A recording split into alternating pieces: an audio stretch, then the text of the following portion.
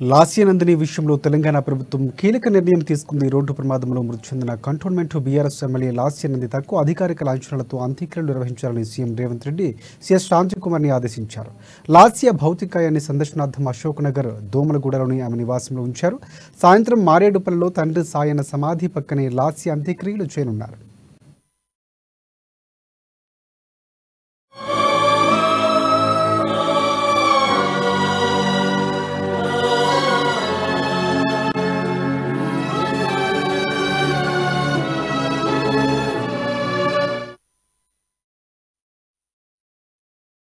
భౌతికాయానికి మాజీ సీఎం కేసీఆర్ నివాళులర్పించారు. కార్ఖానాలోనే తన నందిత నివాసానికి చేరుకున్న ఆయన భౌతికాయానిపై పుష్పగుచ్చమిచ్చి అర్జులు ఘటించారు.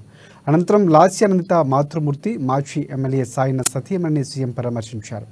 అంతకుముందు లాస్యానందిత మరణ వార్త తెలియగానే కేసీఆర్ తీవ్ర దిగ్భ్రాంతి వ్యక్తం చేశారు. ఆమె మృతికి సంతాపం తెలిపారు. రోడ్డు ప్రమాదంలో లాస్యానందిత అకాల మరణం చెందడం ఎంతో బాధాకరమన్నారు. అతి పిన్న వయస్సులో ఇక ఎమ్మెల్యేగా నందిత ప్రజలు మన్నలు పొందారని చెప్పారు. కష్టకాలంలో వారి కుటుంబానికి బీఆర్ఎస్ అండగా ఉంటుందని భరోసానిచ్చారు. ఎమ్మెల్యే కుటుంబ సభ్యులకు ఆయన ప్రగాఢ సానుభూతిని తెలియజేశారు.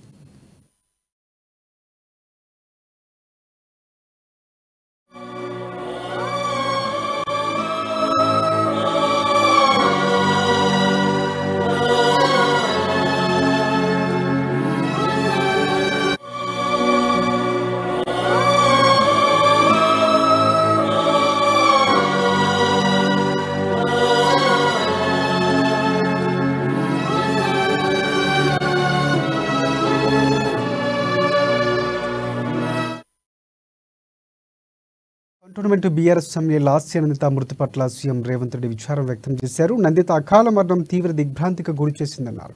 నందిత కుటుంబ సభ్యులకు సీఎం రేవంత్ రెడ్డి ప్రగాఢ సానుభూతిని తెలిపారు.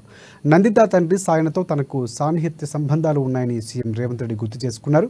గత ఏడాది ఇదే నెలలో నందిత తండ్రి దివంగత ఎమ్మెల్యే సాయన్న స్వర్గస్థులయ్యారని, ఈ ఏడాదిలో అదే నెలలోనే నందిత మృతి చెందడం అత్యంత విచారకరమని చెప్పారు. ఆయన లాస్య ఆత్మకు శాంతి చేకూరాలని భగవంతుని ప్రార్థిస్తున్నట్లు సీఎం రేవంత్ రెడ్డి వ్యక్తం చేశారు.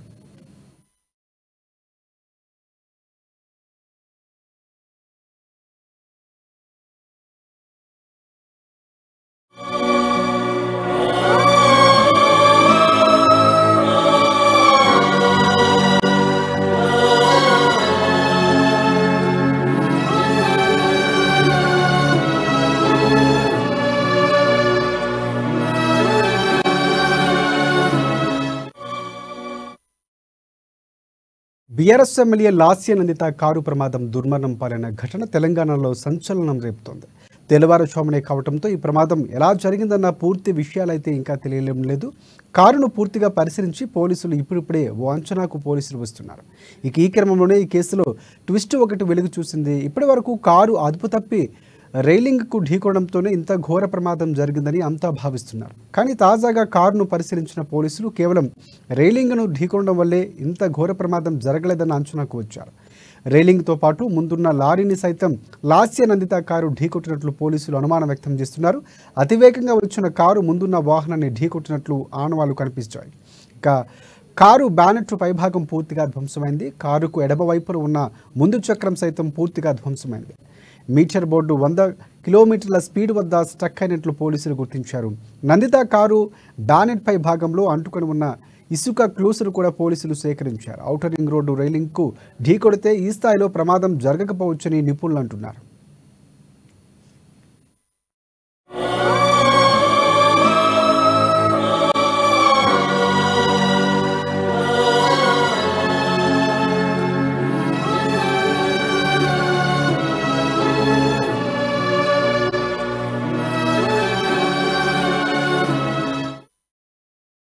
(1987) హైదరాబాద్లో లాస్యానందిత జన్మించారు. చదువు విషయానికి వస్తే బీటెక్లో కంప్యూటర్ సైన్స్ పూర్తి చేశారు. ఆమె 2015లో రాజకీయాల్లోకి వచ్చారు.